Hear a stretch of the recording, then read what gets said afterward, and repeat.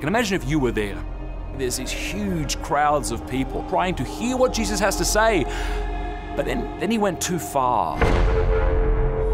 It's here that Jesus begins saying things like, I am the bread of life that's come down from heaven.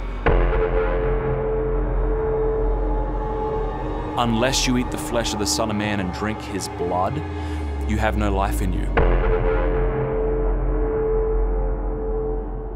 And people began walking away.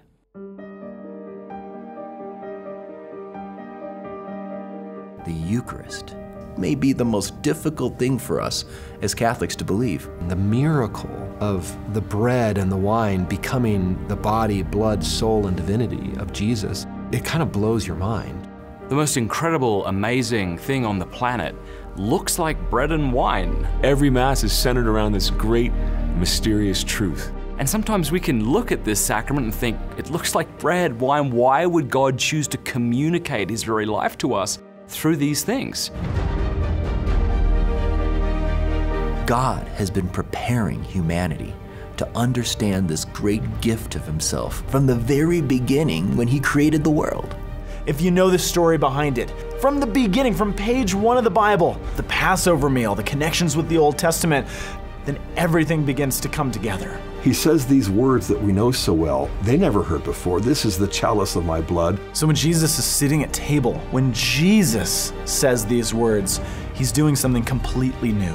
Jesus is instituting the Eucharist in this meal, and it's going to alter the course of history. The question that we need to ask isn't what is the Eucharist, it's who is the Eucharist. That immaterial force that pre-existed space and time, who exploded the universe into existence, this is the one we receive. It doesn't just point us toward heaven, it actually is a taste of heaven. I don't have to die to go to heaven. The Mass is what takes me there.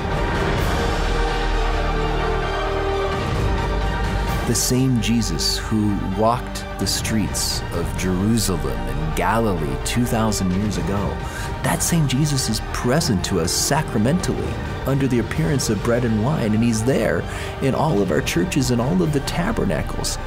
But a God who is so good that he hands himself over and becomes present and available to you and to me.